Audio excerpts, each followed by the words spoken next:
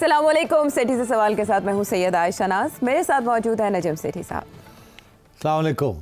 Sir सब बड़ी पेशरफ्त हो गई है, कल आपसे ट्रम्प कार्ड जी जी तुम हमेशा बैड न्यूज़ के साथ शुरू करती हो। मैंने तो अभी जिक्र ही नहीं किया कि नहीं, मगर हमेशा की बात है ना, तुमने आज भी बैड न्यूज़ कोई ना कोई इमरान खान, बुशरा बीबी, फलाना टिंगड़ा, मतलब ये सारा वक्त ये बैड न्यूज़, कोई अच्छी खबर नहीं है हमारे पास। आप सियासी खबरों से उकता गए। मुझे मैं थक गया हूँ, मेरा ख्याल है सारी कौम थक गई है, क्योंकि कुछ होता तो है नहीं, ऊपर नीचे ऊपर नीचे ऊपर नीचे, धमकियाँ धमकियाँ धमकियाँ। अब तो होने जा रहा है, अब तो 2 मुतालबात सामने आ गए हैं, डिमांड नोटिस आ गए। तुम फिर शुरू होने वाली। नहीं, अब फाइनल कॉल के बाद कोई ना कोई कार्ड तो आना था ना सामने। मेरा ख्याल है कि मैं फिर गुड न्यूज़ दूँ आपको। क्या यार, कोई थोड़ी सी गुड न्यूज़ होनी चाहिए। सियासी मैदान से तो नहीं होगी। हाँ, सियासी मैदान से तो नहीं होगी, तो फिर खेलों के मैदान से आपको गुड न्यूज़ देते हैं। चैंपियंस ट्रॉफी होने जा रही है। अच्छा, और वो हाइब्रिड मॉडल ही होगा। इंडिया यहाँ नहीं आएगा, इंडिया के मैचेस दुबई में होंगे और हमारे और बाकी सारे यहाँ होंगे। ठीक, और कुछ छोटे मोटे डिटेल्स हैं जो अभी वर्कआउट हो रहे हैं अभी तक, इसलिए पीसीबी ने अनाउंसमेंट नहीं की। अच्छा। वो भी हो जाएगी, आईसीसी भी कर देगा। और उसके बाद ये भी होगा कि जब हम इंडिया जाएंगे अगले साल, वहाँ अगले साल एक ख़वातीन की चैम्पियनशिप है आईसीसी की, एक ओडीआई सीरीज़ है, एक T20 सीरीज़ है वर्ल्ड कप। तो हम भी इंडिया में नहीं खेलेंगे। अच्छा। और हमारे मैचेस भी किसी थर्ड कंट्री में होंगे।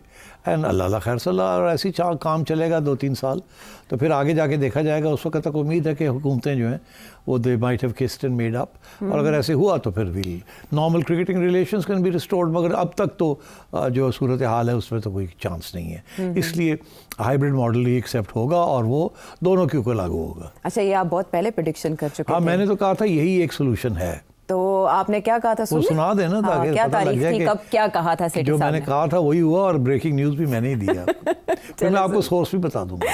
इसके बाद सस्पेंस बरकरार रखते हैं। सेठी साहब ने कब क्या कहा?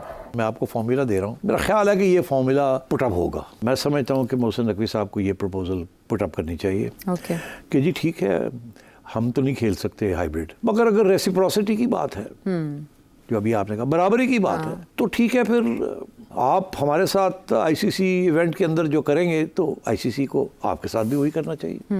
तो फिर कल को जो मैचेस होने हैं आपके यहाँ आईसीसी इवेंट्स, वो भी हाइब्रिड में होंगे। आप 3-4 मैचेस बाहर कर रहे हैं, उसके भी 3-4 बाहर हो जाएंगे। हाँ। जो आप हमारे साथ करेंगे वही आपके साथ आईसीसी। हाँ। आईसीसी के मैच है ना, इंडिया पाकिस्तान का फैसला नहीं, आईसीसी का। हाँ। तो आईसीसी जो फैसला करे वो इंडिया के लिए भी वही हो और हमारे लिए भी वही हो। तो फिर ये है कि फिर हम खेल सकते हैं हाइब्रिड, मगर इसके लिए आईसीसी को रिटर्न गारंटीज देनी पड़ेगी।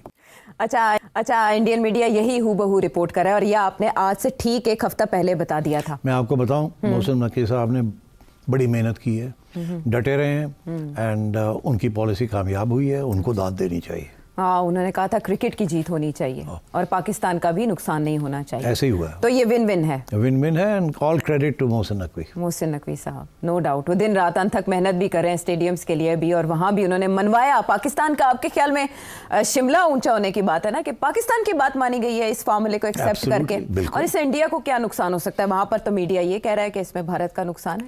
नहीं, कोई नुकसान नहीं है, छोटी मोटी फाइनेंशियल इश्यूज हैं। अच्छा, क्योंकि जब इंडिया में मैचेस खेले जाते हैं तो बहुत व्यूअरशिप होती है, और स्टेडियम्स बहुत बड़े बड़े हैं, गेट रिसीट्स ज़्यादा होती हैं। अच्छा, हल्ला गुल्ला ज़्यादा होता है। तो वो और पाकिस्तान इंडिया मैच तो आपको पता ही है, प्रेशर कुकर टाइप होता है। तो इसलिए but at the same time जो ब्रॉडकास्ट है वो तो वैसे का वैसे रहेगा, या आप इधर खेलें या उधर खेलें, डजंट मैटर। अच्छा, हाँ, तो सारा जो रेवेन्यू है वो ब्रॉडकास्टिंग से ही आता है। तो I think all in all it's a great solution, and as I said all credit to Mohsin Naqvi साहब। And what about Jay Shah?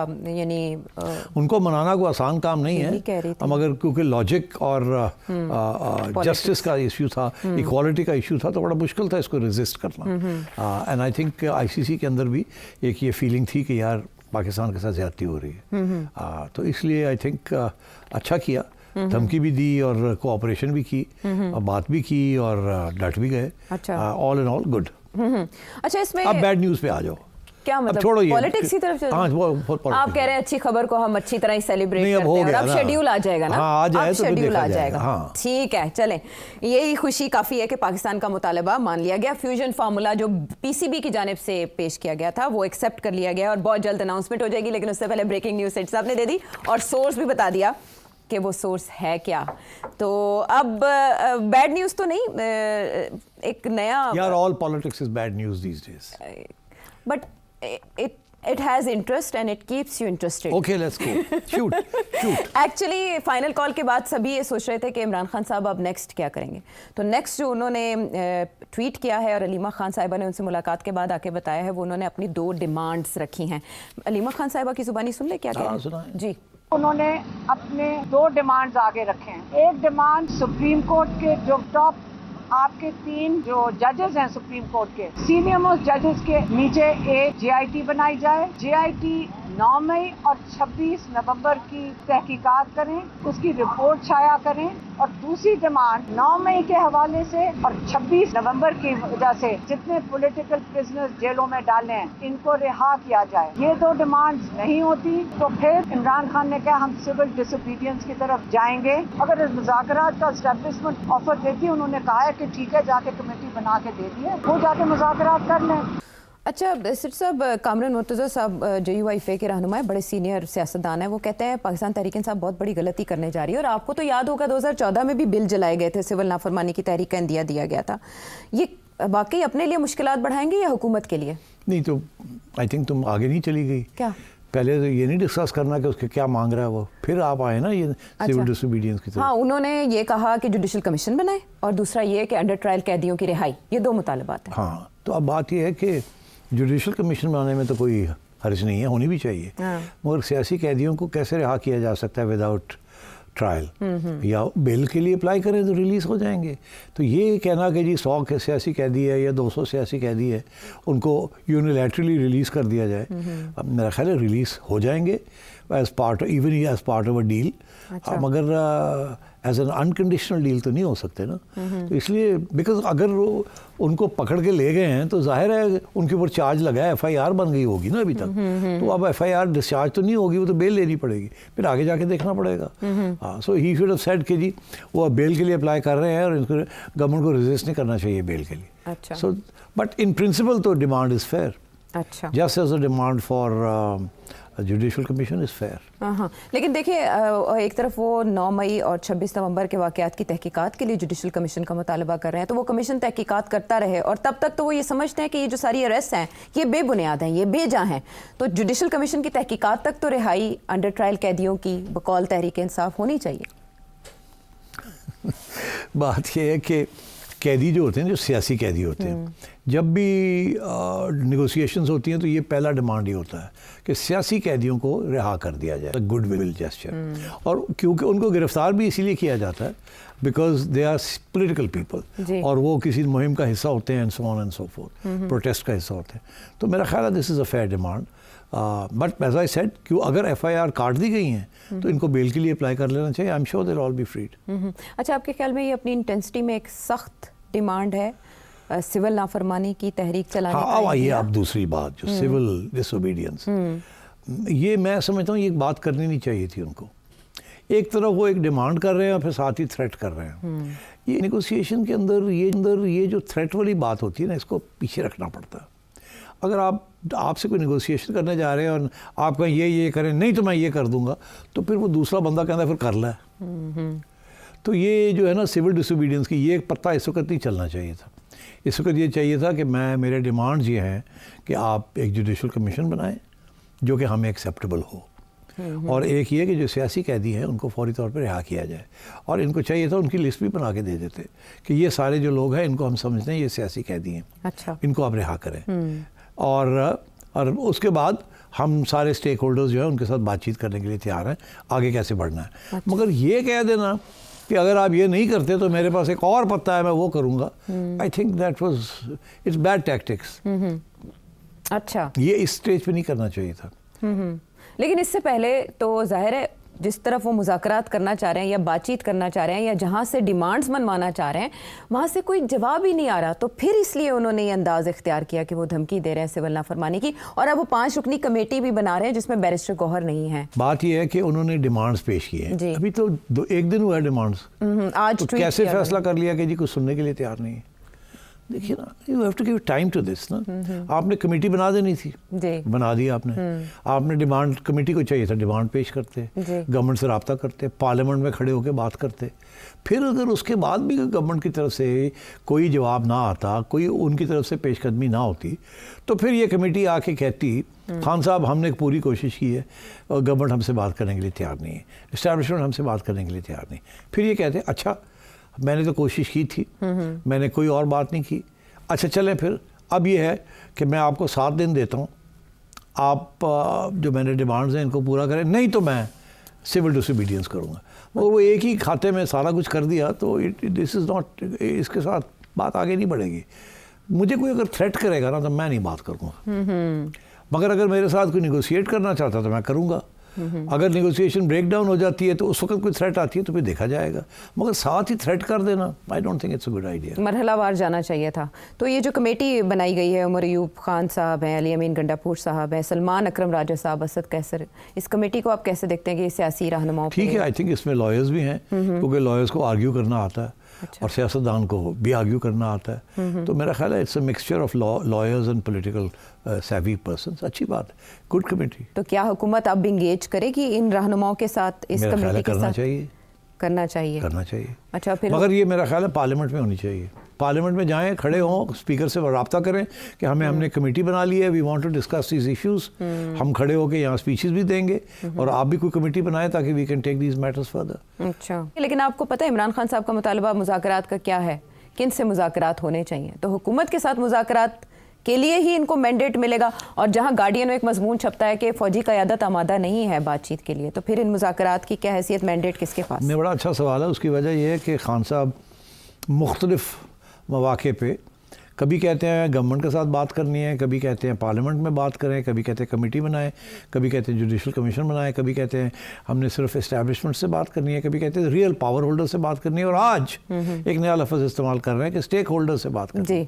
तो स्टेक होल्डर्स तो फिर बहुत एक जनरल सी चीज़ है ना, हम भी स्टेक होल्डर्स हैं in all this. Media is a stakeholder in the stability of the country and democracy. तो इस तरीके के साथ तो बहुत से स्टेक होल्डर्स हैं। तो इशारा किसकी तरफ है? मेरा ख्याल है सोच समझ के ओपन एंडेड छोड़ दिया। ओके, कि ये स्टेक होल्डर से मुराद ये भी हो सकती है पार्लियामेंट, स्टेक होल्डर से मुराद ये हो सकती है गवर्नमेंट, स्टेक होल्डर से मुराद हो सकती है एस्टैब्लिशमेंट। तो जो भी तैयार है इनसे बात करने के लिए, अच्छा, ये कमेटी को कहा गया है, जड़ा भी आंदा उन्होंने दे के बह जाओ जाके। तो सो डिलिबरेटली उसने स्टेक होल्डर्स किया। ठीक, हाँ, ओपन एंडेड छोड़ दिया, ओपन एंडेड छोड़ा है। तो इसका मतलब है अब जो अगला मूव होगा वो गवर्नमेंट की तरफ से आएगा कि वो भी इसको अब कहीं ना कहीं से तो आएगा ना, ये आना चाहिए। तो और अगर पार्लियामेंट में बात होती है तो फिर ज़्यादा चांस है कि आएगा। अगर पार्लियामेंट के बाहर ये बैठ के और इंतज़ार करते हैं कि इनको कोई मिलने आएगा तो शायद कोई ना मिलने आए, मगर अगर ये स्पीकर के चेंबर पे पहुंच जाते हैं और कहते हैं हमने कमेटी बना ली है, ये हमारे डिमांड्स हैं, जवाब दें, तो फिर जवाब मिलना पड़ेगा ना। अच्छा सिर्फ साहब, एक हिकमत अमली बहुत ज़्यादा पाकिस्तान तहरीक इंसाफ की डिस्कस यूँ हो रही है कि बैरिस्टर गौहर बहुत नरम लहजा इख्तियार करके बात करते हैं, लेकिन पाकिस्तान तहरीक इंसाफ का जो ट्विटर हैंडल है जो इमरान खान साहब से मंसूब बयानात चलाता है, वो बहुत सख्त ज़ुबान इस्तेमाल कर रहा है और एक बार फिर डायरेक्ट मुखातिब कर रहे हैं और बाकायदा नाम दिया जा रहा है, लक़ब दिया जा रहा है मौजूदा क़यादत को। दूसरी तरफ इस बयान में ये भी कहा गया है कि रेमिटेंसेस को महदूद कर दें, हम ओवरसीज़ पाकिस्तानी से अपील करेंगे जब ये बात हमारी ना मानी गई, और बाइकआउट मुहिम चलाएंगे। आपको पता है एक बाइकआउट मुहिम पहले से चल रही है और इस तहरीक के दूसरे मरहले में उससे भी आगे जाएंगे। ये तो एक बाकायदा थ्रेट है, इतना बड़ा थ्रेट, जब आप पहले भी एक मुहिम चला रहे हैं जिसको आप ओन नहीं कर रहे लेकिन चल रही है, तो अगला मरहला क्या होगा इससे भी आगे जाने का? देखिए मैं तो समझता हूँ ये कामयाब नहीं होगी, ये जो है ना कि बॉयकॉट करें आप और रेमिटेंसेस ना भेजें, महदूद दोनों चीज़ें फेल हो जाएंगी। पहली बात तो यह है कि इसका बैकलैश आएगा, बहुत से लोग ये बात पसंद नहीं करेंगे कि स्पेशली कि रेमिटेंसेस ना भेजें। सबको पता है रेमिटेंसेस क्यों आती है, इसलिए तो नहीं आती कि इमरान खान कहता है वापस पैसे पाकिस्तान भेजें। वो तो जब भी कहता है पाकिस्तान पैसे भेजें तो ढीला नहीं आता। पहले भी तो खान साहब ने कहा था ना, मैं अब जब प्राइम मिनिस्टर बनूंगा तो मैं इतने अरब डॉलर लेके आऊँगा। जी जी, वो सईद साहब ने भी कहा था, ढीला नहीं आया। 100 अरब इधर, हाँ, बड़े बड़े लोग बढ़ के मारते हैं, कुछ नहीं आता। लोग पैसे पाकिस्तान भेजते हैं अपनी फैमिलीज़ के लिए, उनकी देखभाल के लिए, और ये बेशतर लोग, ये लोग गरीब लोग हैं जो कि वहाँ कमाते हैं और पैसे भेजते हैं अपने ख़ानदान के लिए। और इस वक्त जो पाकिस्तान के अंदर ज़्यादातर जो रेमिटेंसेस आ रही हैं वो इन्वेस्टमेंट के लिए नहीं आ रही, वो आ रही हैं कंजम्पशन के लिए। ये जो पैसे आते हैं ना इसके साथ लोग फ़ोन्स ख़रीदते हैं, टेलीविज़न ख़रीदते हैं, बच्चों को स्कूल भेजते हैं, अपनी स्टैंडर्ड ऑफ लिविंग को बड़ा ऊपर करते हैं।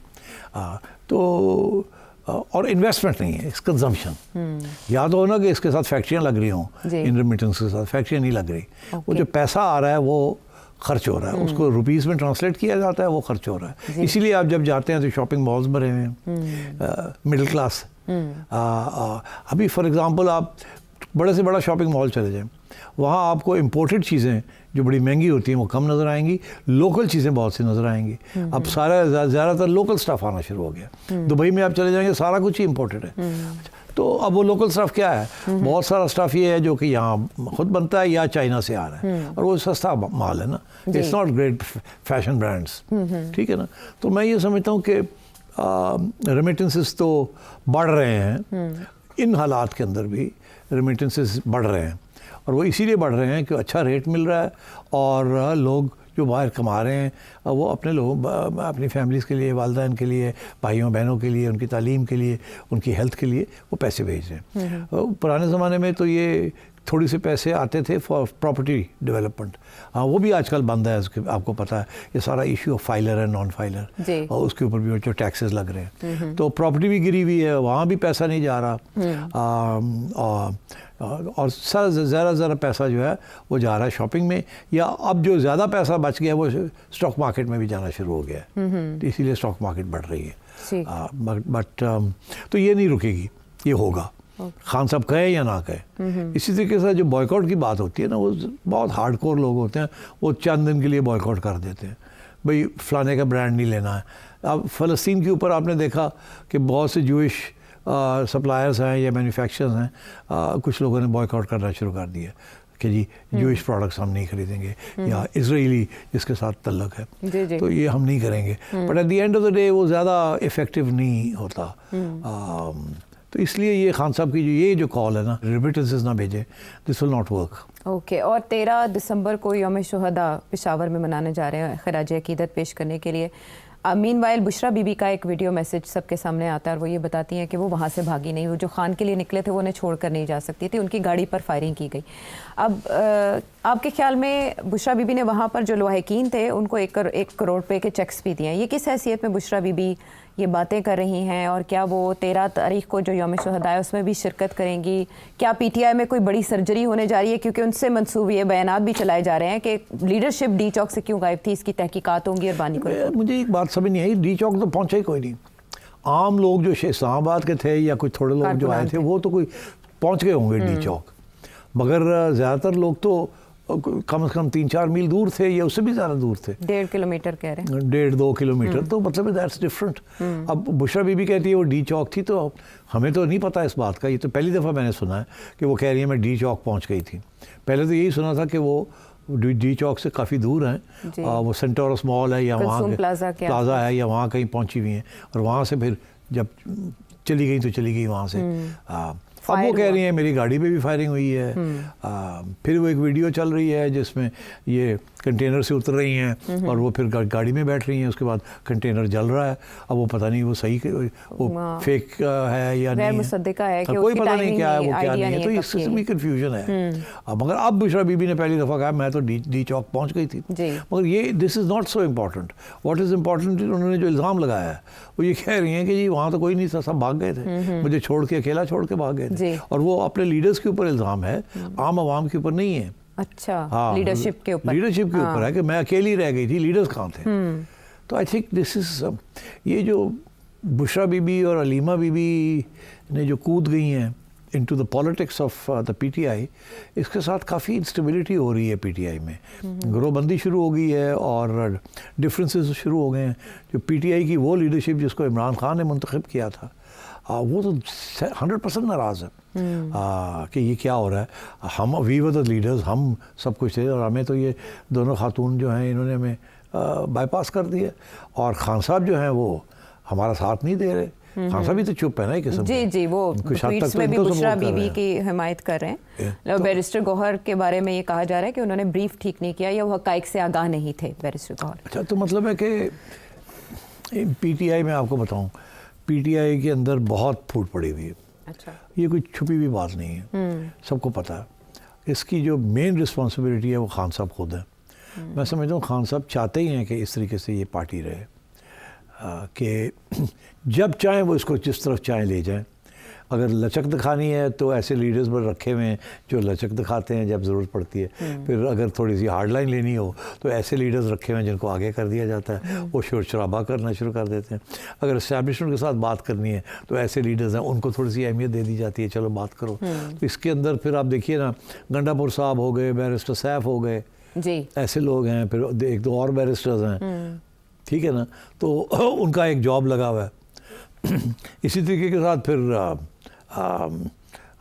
मुराद सईद है और इस किस्म के लोग हैं जो कि गरजते रहते हैं। और फिर बिल्कुल ही दूर आउटसाइड पाकिस्तान एक ऐसे लोग बिठाए हुए हैं जिनको डिस्क्रेडिट नहीं किया जा रहा या उनको निकाला नहीं जा रहा फ्रॉम देव, जो लगे हुए हैं और वो हार्ड लाइन ले रहे हैं। और जो लोग यहाँ सॉफ्ट लाइन लेते हैं उनके खिलाफ वो लगे हुए हैं। तो पीटीआई तो मेरा ख्याल है इस वक्त It's in a bad way, frankly. It's not acting like a cohesive political party. अच्छा, लेकिन ब्रेक पे जाने से पहले लोग बहुत हैरत की निगाह से देख रहे हैं बड़े अरसे के बाद शेख रशीद साहब की और फवाद चौधरी साहब की इमरान खान साहब से मुलाकात को, और ये कहा जा रहा है कि क्योंकि नाला हैं इमरान खान साहब अपनी पार्टी लीडरशिप से कि उन्होंने सही रोल प्ले नहीं किया, तो इनको ओहदे दिए जा सकते हैं पाकिस्तान तहरीक इंसाफ में। शेख रशीद साहब और फवाद चौधरी साहब वापस पार्टी में आ सकते हैं। इसमें मैंने कल के प्रोग्राम में कहा था कि शेख साहब जो हैं वो मिलने तो चले गए मगर पछताए ना, है ना, क्योंकि जपी फिर पानी शुरू कर दिया। और मैंने याद दिलाया था कि शेख साहब का दुख ही है कि मैं तो इस्टेब्लिशमेंट का आदमी हूँ और इस्टेब्लिशमेंट ने मुझे चिल्ले में बैठा दिया। तो फिर मैंने एक्सप्लेन किया था कि क्यों आपने गलत फहमी थी, आप इस्टेब्लिशमेंट के ज़रूर बंदे हैं जी, मगर आपने ये डिस्टिंक्शन नहीं क्रिएट की between the leader of the establishment and the establishment. Establishment permanent होती है, चीफ्स आते जाते हैं, ठीक है ना, इंस्टीट्यूशन तो परमानेंट है ना। तो ये साहब जो थे ही वॉज ऑलवेज इंस्टीट्यूशन के आदमी जी जी, मगर इन्होंने, और जब इंस्टीट्यूशन एक चीफ के साथ खड़ी होती थी तो इनके लिए फ़र्क नहीं था। मगर यहाँ क्या हुआ कि इमरान खान और चीफ के आपस में दरमियान में प्रॉब्लम हो गए। तो इन्होंने सोचा कि मैं इमरान खान और इस्टेब्लिशमेंट के साथ खड़ा होता हूँ, चीफ के साथ नहीं होता। ये भूल गए एक एलिमेंट्री प्रिंसिपल कि फ़ौज के अंदर चीफ इज़ एवरीथिंग। आपके दिल में जो भी हो, order is order, chief is chief, ठीक। तो इसलिए ये भूल गए कि इनको चीफ के साथ खड़ा होना चाहिए था। इसका वो मतलब होता कि आप इस्टेब्लिशमेंट के साथ खड़े हैं। इनका ख्याल था मैं इस्टेब्लिशमेंट के साथ खड़ा हूँ और चीफ के साथ मैं इमरान खान के साथ मिलकर चीफ के खिलाफ कार्रवाई करते हैं। वो फेल हो गए ना। अगर कामयाब हो जाते तो बड़ी ज़बरदस्त बात थी, मगर जब फेल हो गए तो फिर चिल्ला काटना पड़ा। तो अब यही है कि अब मेरा ख्याल है ये गलती नहीं करेंगे शेख साहब। अगर ये गलती नहीं करेंगे, इसमें सबक सीख गए हैं और ख़ुद कहते हैं मैं सबक सीख गया हूँ, तो फिर ये इमरान खान को क्यों मिलने गए? क्योंकि ज़ाहिर है चीफ को तो ये बात पसंद नहीं आई होगी। तो फिर शायद कहा गया हो कि जाओ मिल लो। यही इशारा था। तो शायद जाओ मिल लो, जप्पी शप्पी पाओ, हमसे इंस्ट्रक्शंस लिया करो और जाओ अपना रोल अदा करो। खान नू समझाओ, बुशरा बीबी खान नू समझाओ, गड्डापुर जी खान नू समझाओ। लाइन लगी हुई है लोग खान को समझाने के लिए, ठीक है, समझिए। एक और आ गए, हाँ एक और उसमें आ गया फवाद चौधरी साहब भी हैं उसमें। हाँ, बड़े लोग हैं, कोई इधर से कोई इधर से कोई उधर से। खान के ऊपर घेराव करने की पूरी कोशिश की, लेकिन अभी तक सब नाकाम ही दिखाई दे रहे हैं। उसकी वजह खान घेरे नहीं आंदा ना, नहीं आंदा, मिसकैलकुलेट किया जा रहा है। खान समझता है कि कौन कौन है, ठीक। अब आपका ख्याल है जब शेख गया उसके पास जफ्फियाँ डालने के लिए, खान को नहीं पता होना कितों आ रहे हैं। बिल्कुल, और ये रिपोर्ट किया शेख रशीद साहब ने कि कम बात हुई उनसे, उमर अयूब साहब से ज्यादा बात करते रहे इमरान खान साहब। स्नब किया ना जी। एक मैसेज दिया इस तरह से। बहरहाल मेरे सवालों के अलावा आपके जो सवाल हैं सेठी साहब से, आप जो जानना चाह रहे हैं वो भी आज के शो में हम खुसूसन शामिल करेंगे। वापस आते हैं एक ब्रेक के बाद।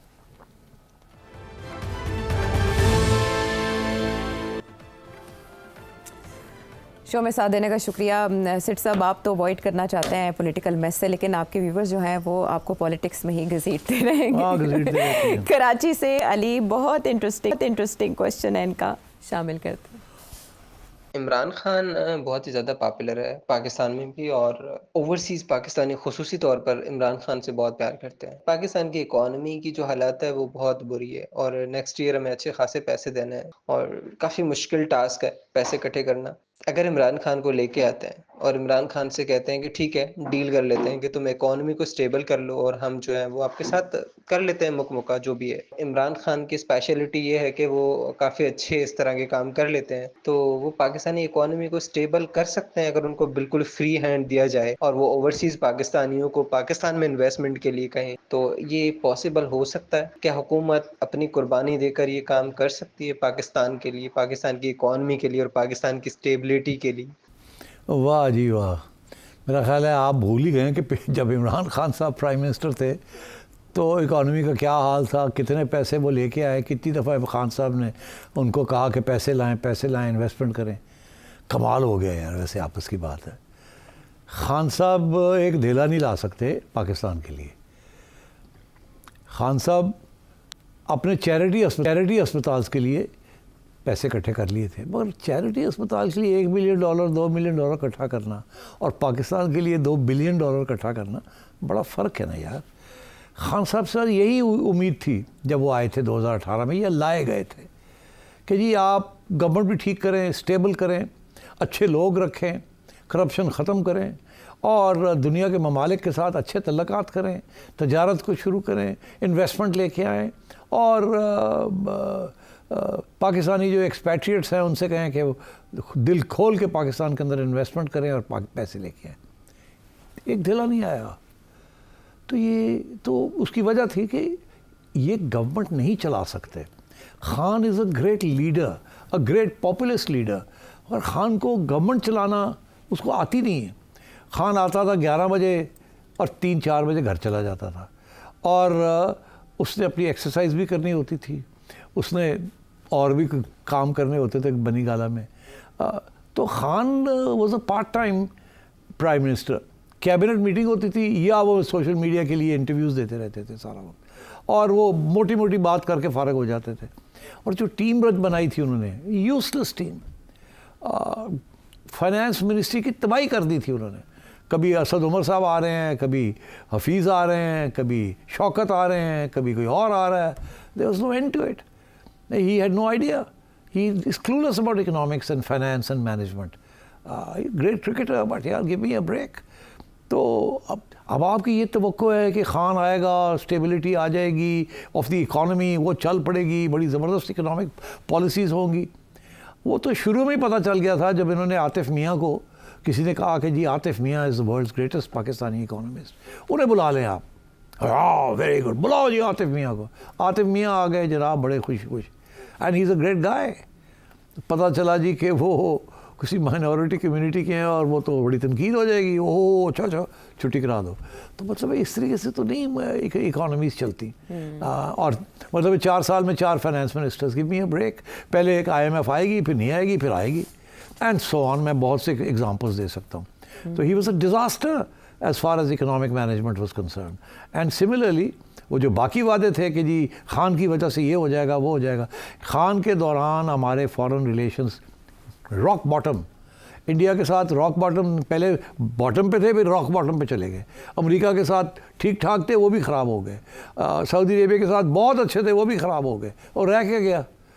तो I am sorry, Khan is a great guy, great educator, great cricketer, a great leader, a populist, मगर Khan is not a good administrator.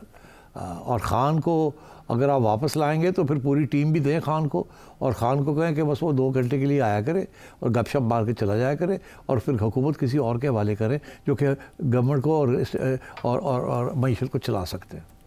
Okay Ali साहब, आपको जवाब मिल गया कराची से, और अब वहाँ से सही चलेंगे नोमान साहब के पास। वो क्या जानना चाह रहे हैं?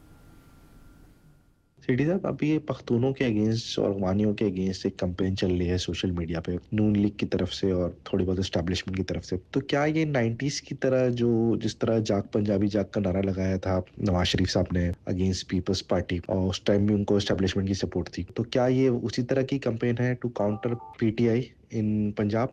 नहीं, देखिए, yes it is slightly aimed at PTI, but मेरा ख्याल है एस्टैब्लिशमेंट को ये बात पसंद नहीं है, और ये ख़त्म हो जाएगी कैंपेन, जो मेरी इन्फॉर्मेशन भी है और अंडरस्टैंडिंग भी है।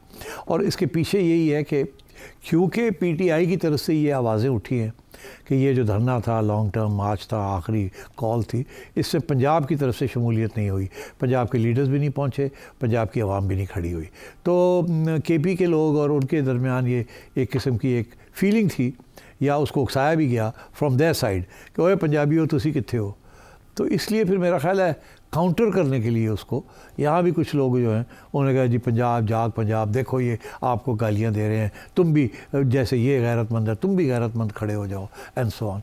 मेरा ख्याल है ये इट्स नॉट गुड। वो भी बात गलत थी और ये भी बात गलत है, और ये मेरा ख्याल है कि इस्टेब्लिशमेंट में इशारा यहाँ कर दिया है कुछ लोगों को जो कि इस बात को आगे बढ़ाना चाह रहे थे कि ये पंजाब और पठान वाली बात ख़त्म की जाए फौरी तौर पे। Don't forget 70% or 60% of the Pakistani army and armed forces are Punjabi and 30 to 35% are Pashtun. And इससे ज़्यादा डिवाइसिव और ख़तरनाक कोई बहस या बयानिया नहीं हो सकता। ठीक है, अब अगला सवाल है कि नून बल्ली का बकरा क्यों बनी है, कितने नफलों का सवाब मुस्लिम लीग नून को मिल रहा है इक़दामात की वजह से। इसका जवाब सेठी साहब से लेंगे एक ब्रेक के बाद।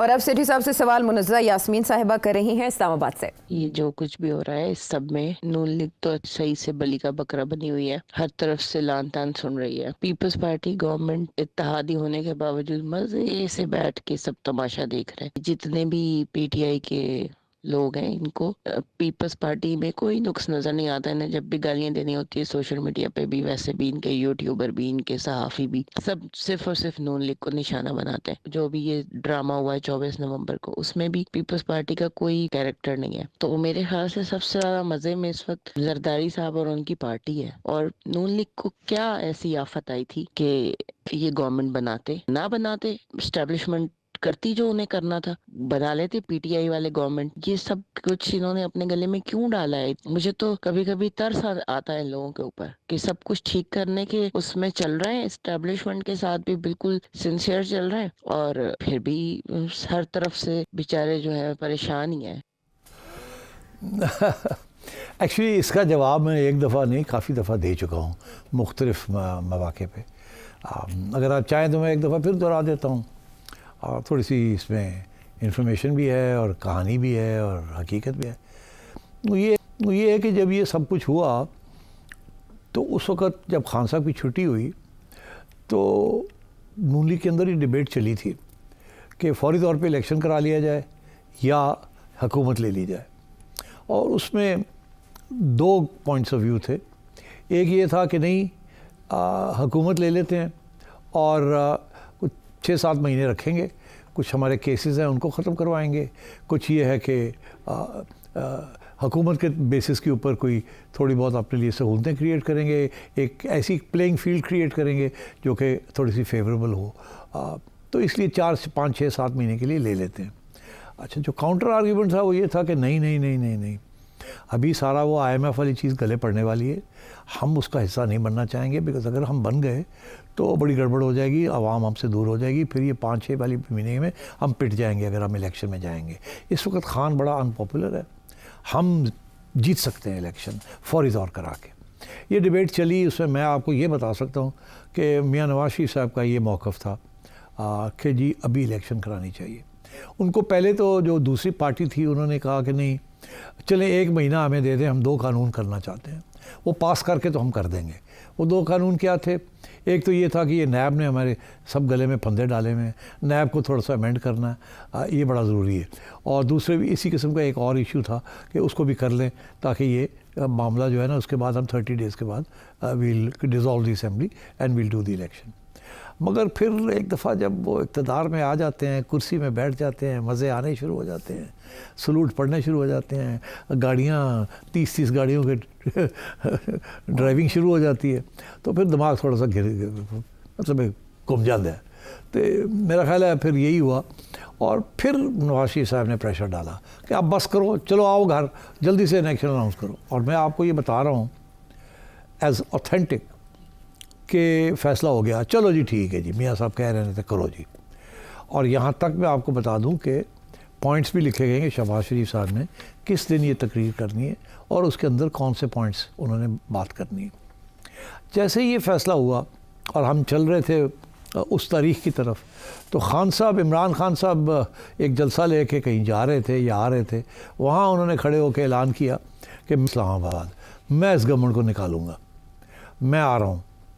तो आपको याद है वो एक वीडियो क्लिप था कि खान साहब धमकियाँ दे रहे हैं कि मैं आ रहा हूँ और 25 तारीख को मैं ये कर दूँगा, वो कर दूँगा, मैं गवर्नमेंट को नहीं रहने दूँगा। और किसी ने, शाह महमूद कुरैशी साथ इनके खड़े थे, और शाह महमूद कुरैशी साहब ने कोई फ़ोन लिया। फ़ोन लेने के बाद इन्होंने खान साहब को कहा, कोई बात कही, तो खान साहब ने कहा हाँ ठीक है, कौन है, फिर कहा हाँ ठीक है। तो ये धमकी खान साहब ने उस वक़्त दी थी। जैसे ये धमकी दी तो नून लीग वाले जो है उनका सर चकरा गया। उन्हें एक पार्टी जो थी, जो रहना चाहती थी गवर्नमेंट के अंदर, उसने दूसरी पार्टी जो मियां नवाज शरीफ की पार्टी थी, उसको ये कहा कि देखें अब अगर हमने छोड़ दिया तो खान कहेगा मैंने निकाली है गवर्नमेंट, ये हम अफोर्ड नहीं कर सकेंगे। हमारी इस वक्त आवाम ये समझेगी खान ज़्यादा पावरफुल है और हम कमज़ोर हैं, इसलिए हम इसकी धमकी के अंदर प्रेशर में आ गए। तो ये आर्ग्यूमेंट जो थी, ये फिर उन्होंने मियाँ साहब को आगे रखी कि जी हुण नहीं असी जाना, हुण खान ने धमकी देती है तो हुण अगर असी गए तो एक कमज़ोरी होएगी, और कमज़ोरी दे विच इलैक्शन विच आवाम ये समझेगी कि वो तकड़ा है, ये दौड़ गए ने, उन्हें धमकी दी थी, दौड़ गए ने। तो उस वक़्त फिर ये फ़ैसला रिवर्स किया गया कि ठीक है, फिर अब वो स्पीच शहबाज शरीफ साहब नहीं देंगे और अब हम रहेंगे, आगे जाके देखा जाएगा। वो जो आगे जाके देखने वाली बात थी वही थी कि जी सितंबर नवंबर तक हम रहेंगे, फिर देखा जाएगा। मगर वो सितंबर नवंबर में तो फिर कोई और ही बात शुरू हो गई और वो फिर ख़त्म ही नहीं हुई, जिसकी वजह से फिर इनको आगे जाके एक और स्टेज पे इलेक्शन अनाउंस करनी पड़ी, और जब वो की तो फिर आपने देख ही लिया कि हशर क्या हुआ। So I think that was the original mistake. अब ये है कि इन्होंने गवर्नमेंट क्यों ली इस वक्त तो ऑप्शन ही कोई नहीं थी। इनको तो कहा गया था कि हम इलेक्शन करा देते हैं, आप आएंगे, आपने गवर्नमेंट चलानी है और IMF प्रोग्राम करना है। अब आप कह रहे हैं कि ये इनको नहीं लेनी चाहिए थी, मगर वो तो बात पहले का फ़ैसला था ना, पहले ना लेते और इलेक्शन करा लेते। अब जब इलेक्शन करा के ये मतलब ये आ गए हैं, अब चारा कोई नहीं था ना। अब तो ये इस्टेब्लिशमेंट की पार्टी बन चुके हैं, ये आवाम की पार्टी तो नहीं है। तो अब ये कि इस्टेब्लिशमेंट की पार्टी है तो फिर जो इस्टेब्लिशमेंट कहेगी वो करना पड़ेगा। अब वो पिटाई हो रही है।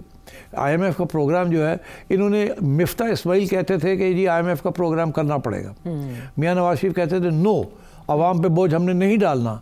ठीक है, तो क्या हुआ, मिफ्ता इस्माइल की छुट्टी करा दी थी कि जी तुम गलत बात कर रहे हो, और आखिर में क्या हुआ, जो मिफ्ता कह रहे थे वही किया इन्होंने आके, क्योंकि और चारा कोई नहीं था। तो जब वो किया तो अनपॉपुलर हो गए। अब खान जो है वो रिबाउंड कर गया, और जब खान रिबाउंड किया तो फिर इलेक्शन में आपने देख ही लिया क्या हुआ। फिर करना पड़ा, कोई हाथ पैर मारने पड़े खान को रोकने के लिए। तो अब मैं समझता हूँ कि इस किस्म की गलतियाँ हुई हैं, bad policies and bad decisions. मगर अभी भी मैं ये कहूँगा कि नून लीग के अंदर मियां नवाज शरीफ के साथ 2-3 और लोग भी थे जो उनकी हमायत कर रहे थे, मगर हम मियां नवाज शरीफ साहब के ऊपर बाकी पार्टी से बड़ा प्रेशर था, बड़ा शौक़ था उनको कि हमने बैठना है, अब केसेस ख़त्म कराने हैं और ख़ान को नॉकआउट करना है, इस्टेब्लिशमेंट के साथ मिल के करना है, उनके ख़िलाफ़ नहीं जा सकते। और अब तो हमने कुछ जो नॉमिनेशन की है आर्मी चीफ़ की, उसमें भी हमें कोई ऐसा आर्मी चीफ़ जनरल मिल गया है जिसके प्रॉब्लम्स हैं विद नवाज शरीफ के दुश्मनों के साथ। तो इसलिए बेहतर यही है कि इससे बेहतर अपॉर्चुनिटी नहीं हो सकती। मगर वो ठीक है, आपने कर लिया, आप बैठे हुए हैं, मेरा ख्याल अभी आप जा भी कहीं नहीं रहे। मगर बात यह है कि जब आप आवाम के पास जाएंगे फिर आपको पता चलेगा कि कितनी बड़ी कीमत आपने अदा की है। ठीक है, यानी जो इस वक्त मुस्लिम लीग नून बो रही है उसकी फसल इंतखाबात में कटेगी। अगला सवाल अदील का है लाहौर से। शेख साहब, आपने इमरान खान की सऊदी अरब और बरतानिया में जलावतनी के बारे में तो तबसरा किया, मैं आपसे ये जानना चाहता हूँ कि क्या मुस्तकबिल करीब में इमरान खान अमेरिका में जलावतनी इख्तियार कर सकते हैं? दो हिस्से इसके, एक ये कि क्या उनको मौका मिलेगा यहाँ से बाहर जाने का कि नहीं, और इनफैक्ट 3 हो गए। दूसरा ये कि क्या वो अगर मिलेगा तो कहाँ जाना चाहेंगे, और तीसरा ये कि क्या वो जाना भी चाहेंगे या नहीं जाना चाहेंगे। अमेरिका जाएंगे? मैं समझता हूँ कि ये बात ही नहीं होगी कि आप इस मुल्क से बाहर चले जाएं। पहली बात ऐसी उसको ऑफ़र नहीं होगी।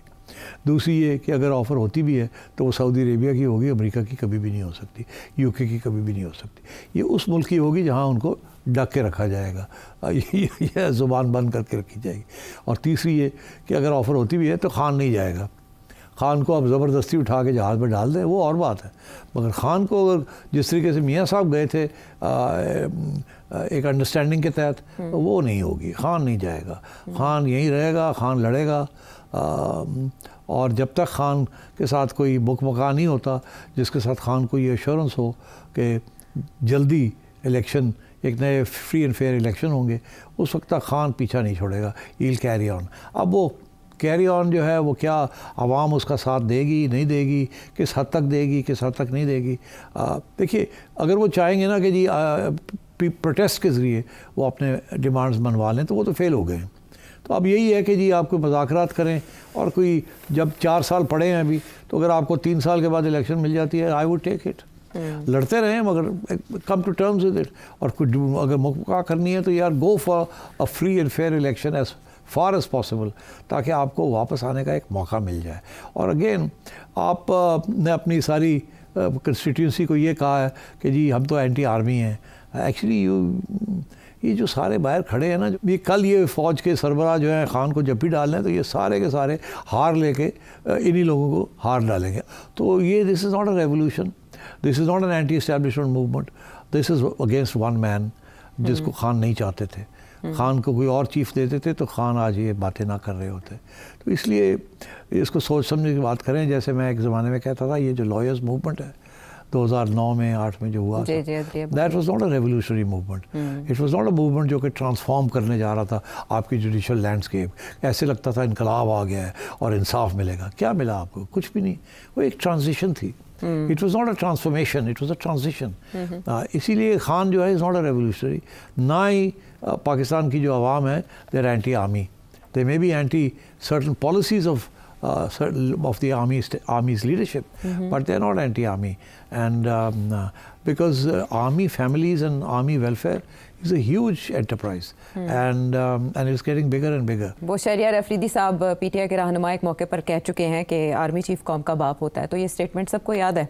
बहरहाल वक्त हमारे पास ख़त्म हो गया। फरहान अरशद साहब लाहौर से, आप पर सिटी साहब से कुछ जानना चाहते थे, मिसेस आसिफ परवेज जर्मनी से, मलिक वकार अली इंग्लैंड से और मलिक आमिर सऊदी अरब से। आपका कंसर्न भी बजा है, लेकिन आने वाले प्रोग्राम्स पर मौकूफ़ रखेंगे। तब तक के लिए इजाज़त।